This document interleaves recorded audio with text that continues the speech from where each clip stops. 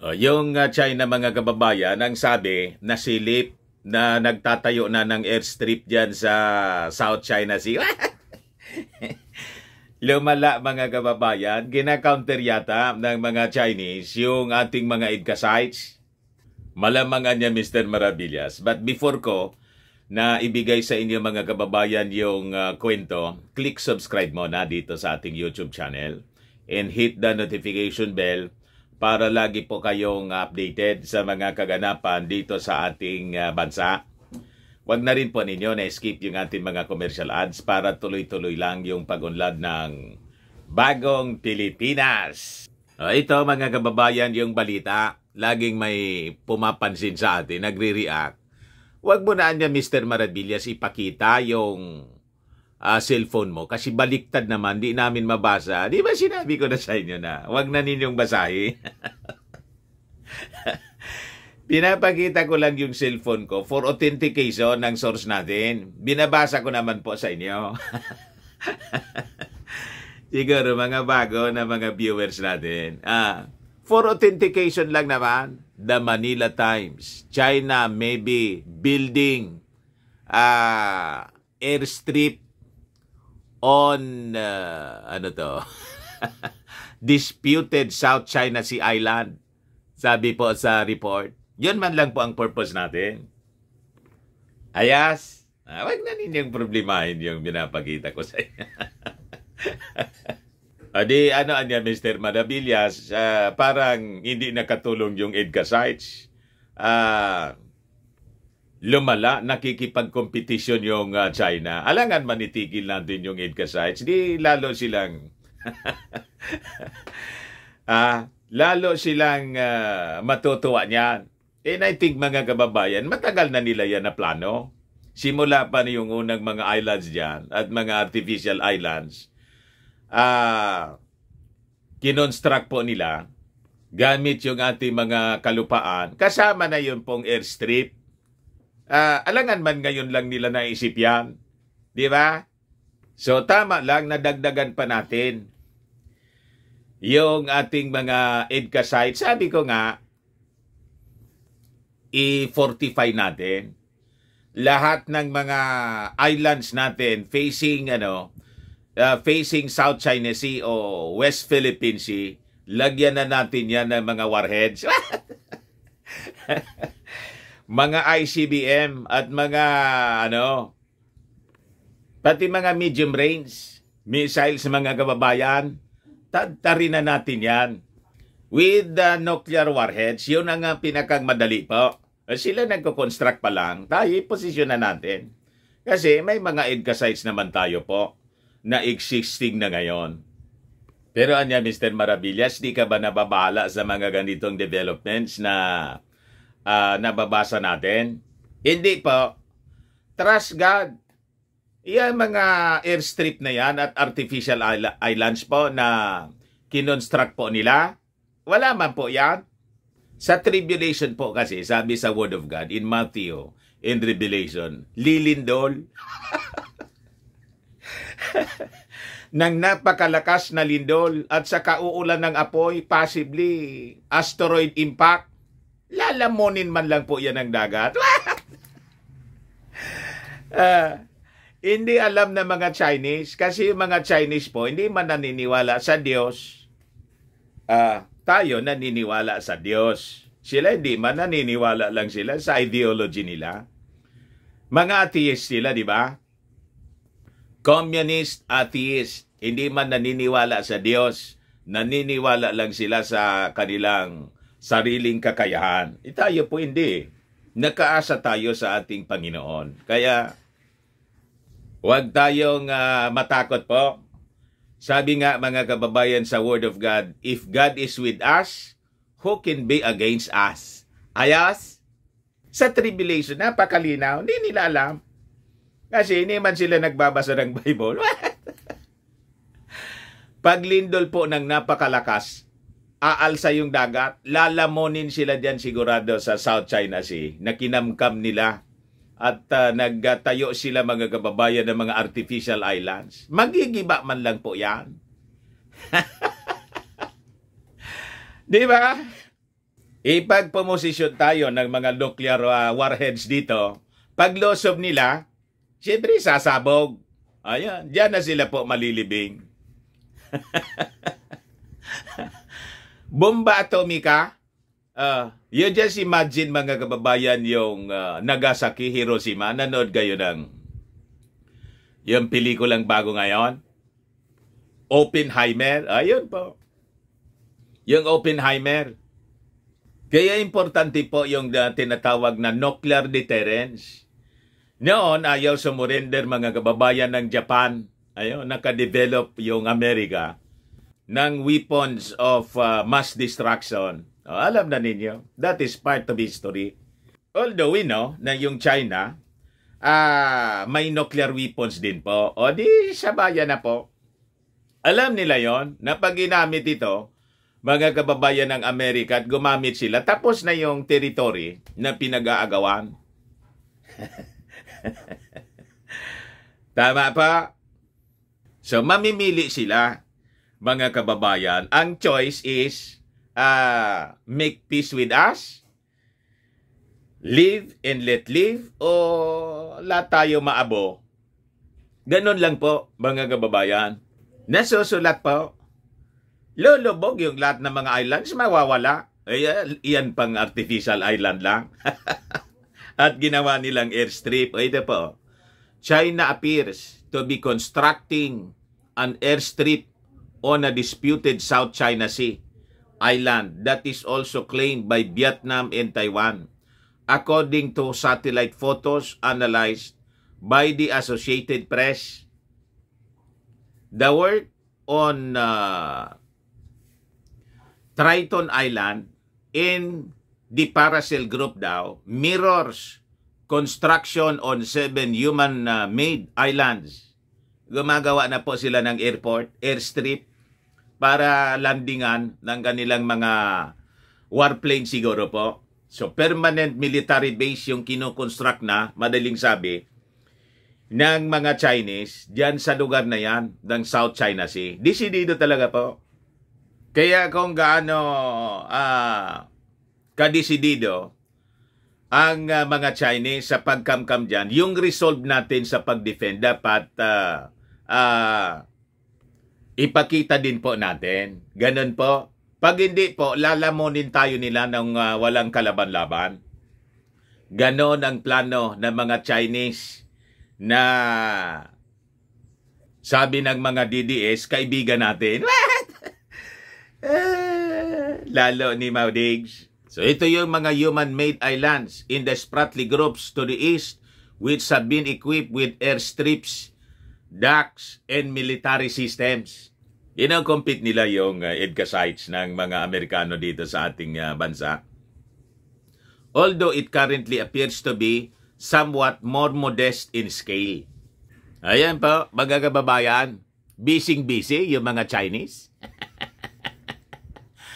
Tapos tayo, sinisilip-silip palagi yung mga barko natin at yung mga malilit na bangka. And we are accused na may dalaan niya kayong construction material dyan sa Ayungin Shoal. What?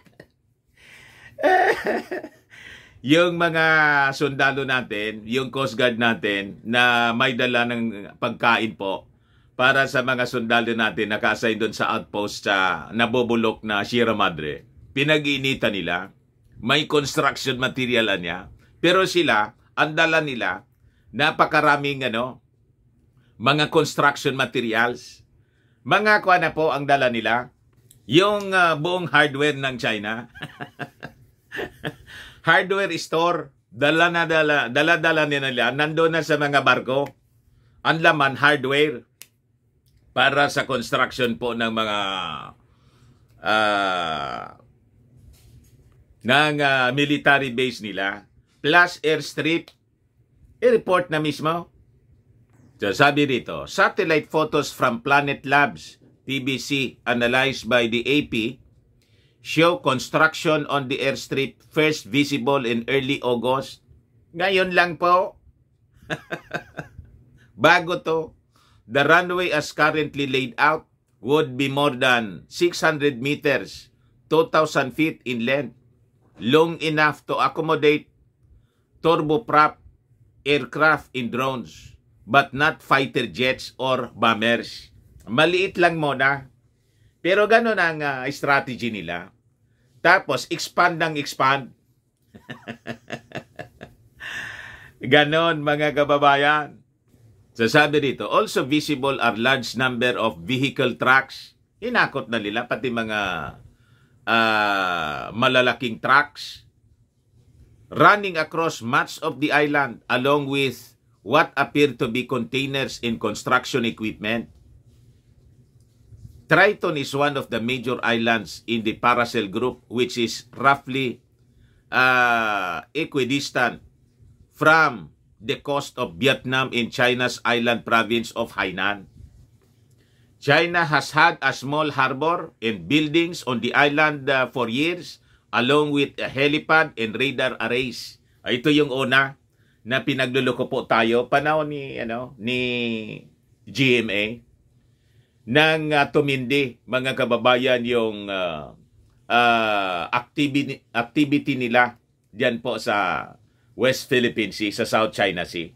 Sabi po ni Jinggoy at saka ni JB Ayers ito, nag-opening salvoan niya yung mga Chinese diyan nang mangyari yung NBN-CTE deal. Galit yung magkapatid, mga kababayan. Kasi sinisisi pa yung kanyang tatay. Doon po, mga kababayan, sa sabi, nag-promise po na hilain yung Sierra Madre. What? Mata niya gagawin yun ng tatay ko, na siya nga po yung nag-authorize para isadsad yung BRP Sierra Madre para i-assert natin yung ating sovereignty sa Ayungin Shoal. So, niya, Mr. Maravillas, yung dapat nating gawin, tuloy lang tayo sa ating mga ginagawa ngayon. Anyway, nakikita naman natin po, hindi nagpapasindak yung ating Pangulong Bongbong Marcos. Ginagawa niya yung mga nararapat na gawin to defend our territory. And I think yung pakikipagkita, mga kababayan, ni Mao Diggs kay Xi Jinping at yung pakikipagkita ni Mao Diggs sa ating Pangulong Bongbong Marcos, kung ano man yon ang ibinulong, sa basa ko po, mga kababayan, walang epekto kay President Bongbong Marcos. Hindi nagpa-pressure yung ating Pangulong Bongbong Marcos kung mayroon man na pressure from Beijing. Kung gustong paikutin yung ating Pangulong Bongbong Marcos ni Xi Jinping gamit si Mao Diggs, ibig sabihin it was rejected. Kasi makikita ninyo sa mga body language at mga pronouncements ng ating Pangulong Bongbong Marcos, walang nagbabago po. Ito nga yung latest ngayon, ipakita ko sa inyo. Ano yan, Mr. Maravillas? Baliktad na naman. Basahin ko nga. From Politico News, Marcos wants stronger Philippine-Japan ties at all levels. Yung engagement niya sa ating mga neighbors, tuloy-tuloy lang. At gusto pa niyang palakasin. Ibig sabihin, hindi siya nagpa-pressure. Ito yung ayaw ng China. Yung nakikipag-usap tayo sa mga barkada nating bansa. Gusto lang, siya lang. Pag tayo nakikipag-usap, ayaw niya. Dinidikta na tayo. Palibasa, communist. Nagsiselo siya na nakikipag-usap tayo sa Amerika, sa Japan, sa South Korea.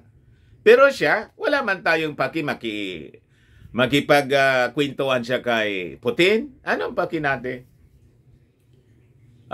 Sa Iranian leader, yung mga kaalyado niya, kahit doon kay yung North Korean leader, anong paki natin? Di mag-usap-usap sila.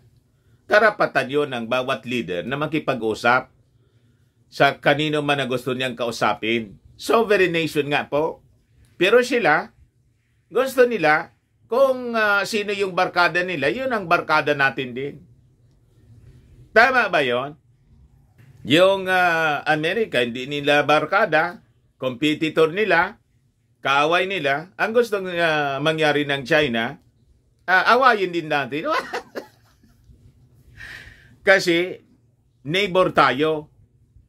Neighbor nga tayo. Alam natin na neighbor tayo. Pero mapagsamantalang neighbor.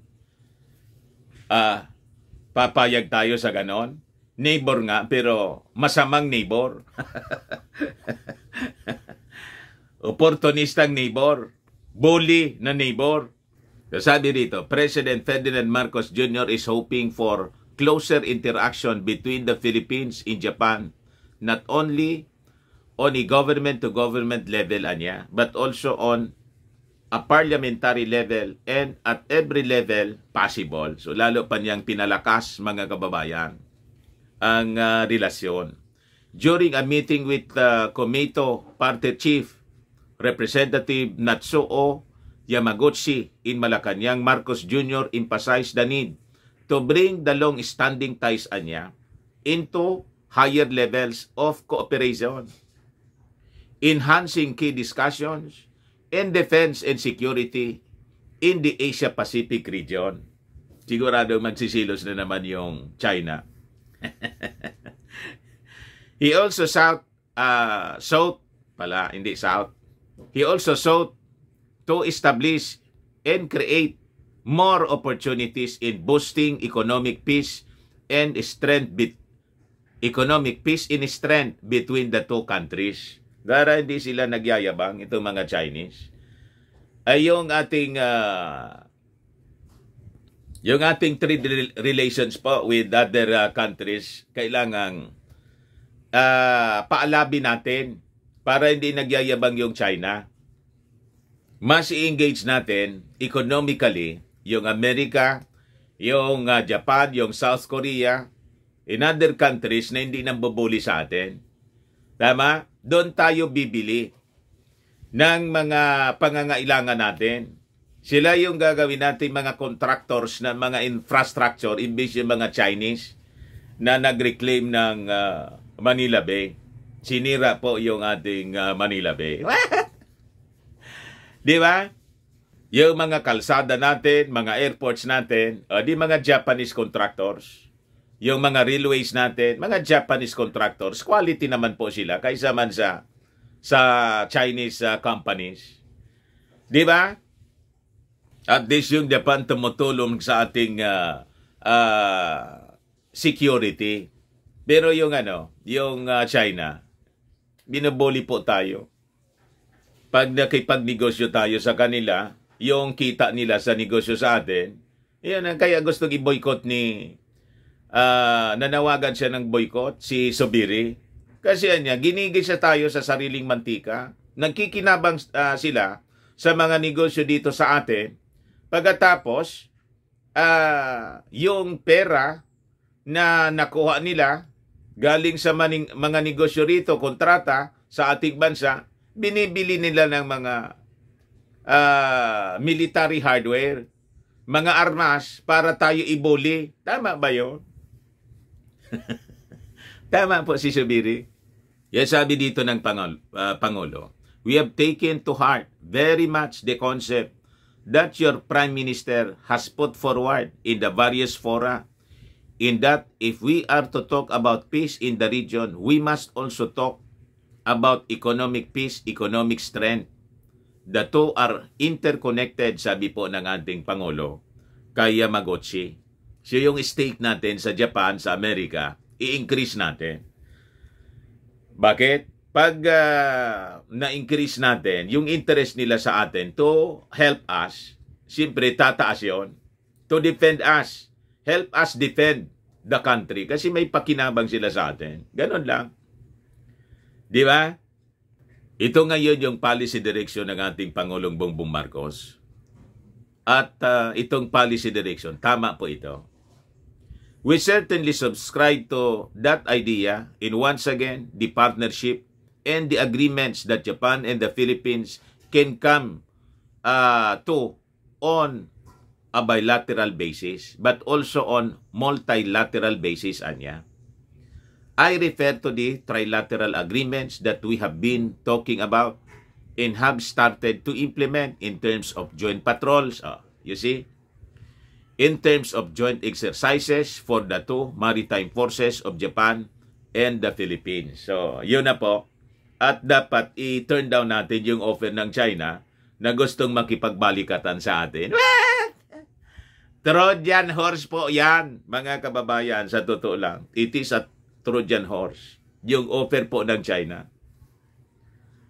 Huwag nating nating papatulan po. Anyway, hindi man po papatulan talaga siguro ng ating Pangulong Bongbong Marcos. Ba't naman tayo makikipagbalikatan sa China? Di ba? Mangyari niyan, tinake over na tayo. In-invade na tayo ng tuluyan. Di ba? Marcos Jr. also commended Japan's contribution to maintaining peace and allowing free trade in shipping in the South China Sea. Ayun, napakaganda ng mga ginagawa ngayon, mga kababayan ng ating Pangulong Bongbong. However, the chief executive expressed continuing great concern over North Korean actions with Japan directly in line of fire. It is something that, although we would say is not top of mind in terms of security and defense, we consider it a critical issue niya. That we in the region must work together very, very hard to try to alleviate the tensions. Peacemaker po yung ating Pangulong Bongbong. Ayaw niyang makipag-away. Gusto niya matahimik na mundo to try to make all the proponents of peace in the region be the dominant voice. Kita ninyo? The President, mga kababayan, is an emerging world leader. Yan na napakaganda. Very peaceful siya. Yung ating Pangulo. And itong mga EDCA sites is for defense. Para yung mga abusado, tulad nito mga Chinese, ay ma-deter po yung kanilang mga masasamang balakin. Di ba? Ngayon, sabi rito, for his part, Yamaguchi wished that the Maharlika Investment Fund, as a transparent and independent institution, would aid infrastructure investment in the Philippines. So, yung Japanese po, masyadong interesado dito po sa ating na-approve na Maharlika Investment Fund. Ang hindi interesado po si Coco Pimentel saka si Risa Ontiveros. Sila yung ayaw. I am aware that under the leadership of Your Excellency, a law was recently passed to establish the Maharlika Investment Fund, sabi po niya. In Japan has supported infrastructure development in your country through ODA, yung Official Development Assistance. Ayan po mga kababayan, yung mga magagandang developments ngayon dito sa ating bansa. May maganda, may pangit. Ang hindi maganda, yung pagko-construct na ngayon, sabi, ng airstrip ng China. But anyway, sabi ko nga, malulubog man lang po yon, mabibiyak siya. Yung dagat po, aalsa. Pag tama ng napakalakas na lindol, siguradong lalamunin ng dagat. Yung mga structures na ginawa ng mga Chinese, di wow. Yeah, huwag tayong mag-alala. Maganda lang po tayo palagi. Baka lang gusto ninyo po itong itry. Firmax Firming and Lifting Cream, pinapahid po sa mga pulses and affected area. Mainam po sa paninigas na mga kaso-kasuan. Ito naman po, Automax Radiant Serum. Sa mukha naman yung application. Anti-aging po siya. You will look 10 years younger than your age. Sa mga cancer patients naman po, baka lang gusto ninyo itong itry. Ningxia Red Mix Fruit Drink. Hindi man po siya gamot, food supplement siya. Kaya lang, gawa siya mga kababayan sa goji berry. Yung goji berry may anti-cancer properties. Ayos. O yung mga inquiries ninyo, dumiritso na lang po kayo sa aming messenger sa Facebook para masagot namin agad. Ako po si Dante Maravillas. Bye-bye. God bless.